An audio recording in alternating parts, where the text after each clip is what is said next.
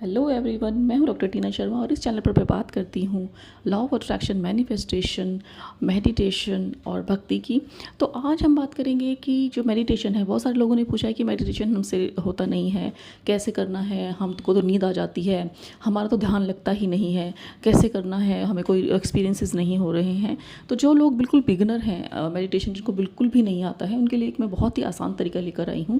क्योंकि देखिए, medical field में भी जो है ब्रीदिंग टेक्निक्स बताई जाती हैं जिससे कि स्ट्रेस लेवल कम हो सके और अच्छे हार्मोन आपकी बॉडी में रिलीज़ हो सके, जैसे कि स्क्वायर ब्रीदिंग है, डीप ब्रीदिंग है, और आपकी जो फोकस है आपको ब्रीदिंग पे करना होता है। इस तरीके की प्रैक्टिसेस होती हैं, मेडिकल प्रैक्टिसेस होती हैं आपकी जो बॉडी की स्ट्रेस लेवल को कम करने के लिए और बीमारियों को ठीक करने के लिए। तो यही जो प्रैक्टिसेस हैं, इसी को मेडिटेशन कहते हैं। हमारे ऋषि मुनियों ने काफ़ी साल पहले ही ये सारी चीज़ें हमें दे दी थी। तो ज़्यादा बात ना करते हैं, सबसे पहले बात करते हैं कि इस तरीके से एक बिगिनर, यानी कि आपने कभी मेडिटेशन नहीं किया है आज तक और आप स्टार्ट करना चाहते हैं तो कैसे करें।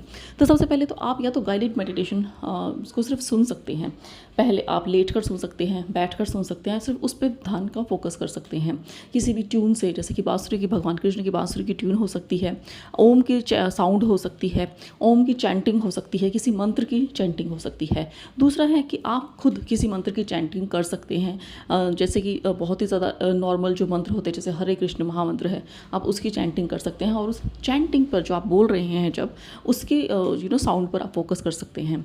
या फिर अगर आपके पास कोई गुरु मंत्र है तो उसको मन मन में आप रिपीट कर सकते हैं और उस पर फोकस कर सकते हैं। तो जो सबसे ज़्यादा, अगर आप मंत्रास की चैंटिंग करते हैं तो बिल्कुल जीभ को बिना हिलाए जो मंत्रास चैंट किए जाते हैं मन मन में, वो सबसे ज़्यादा इफेक्टिव होते हैं, क्योंकि उसमें आपका ध्यान इधर उधर नहीं भटकता, तो आपका ध्यान फोकस लग जाता है।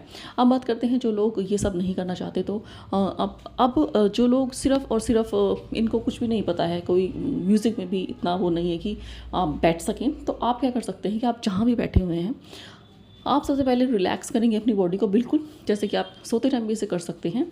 और इसमें आप जब सांस को अंदर लेंगे तो उसको आप सोचेंगे, मन मन में बोल भी सकते हैं। और जब हम बाहर छोड़ते हैं तो माउथ के थ्रू आप बाहर छोड़ेंगे और हम बोलेंगे। तो इसका जो साइंटिफिक रीज़न है वो ये है कि जब हम सांस अंदर लेते हैं तो सो की आवाज़ आती है, बाहर छोड़ते हैं तो हम की आवाज़ आती है।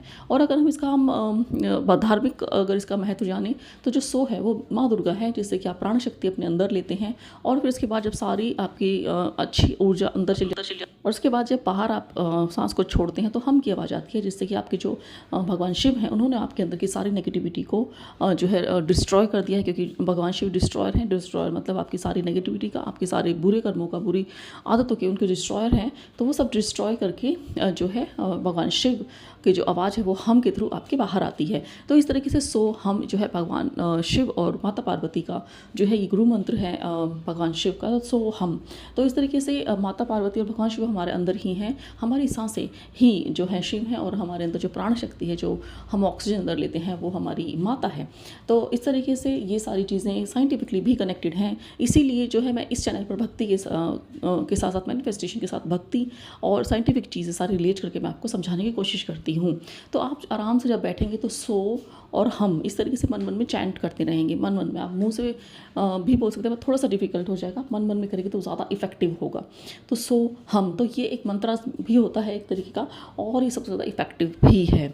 इसके अलावा अगर आप ये नहीं करना चाहते, आप ओम जो है अंदर लेते हुए ओ और बाहर निकालते हुए मो की आप साउंड भी कर सकते हैं, तो वो भी इक्वली इफेक्टिव होता है। क्योंकि जो मेन जो इस यूनिवर्स की जो साउंड है वो ओम ही है। तो ये साइंटिफिकली भी प्रूव हो चुका है कि ब्लैक होल की जो आवाज़ हमने सुनी थी तो वो भी ओम की ही आवाज़ थी। तो इस तरीके से जो ब्रह्मांड में जो आवाज़ है, जो नाद है, वो ओम ही है। तो इसलिए आप ओम की भी चैंटिंग आप कर सकते हैं, या फिर आप किसी भगवान के एक नाम की चैंटिंग अंदर लेते हुए और बाहर लेते हुए कर सकते हैं। जैसे राम अंदर लेते हुए और बाहर लेते हुए भी आप राम ऐसे कर सकते हैं, जो भी आपका भगवान पर बिलीव है।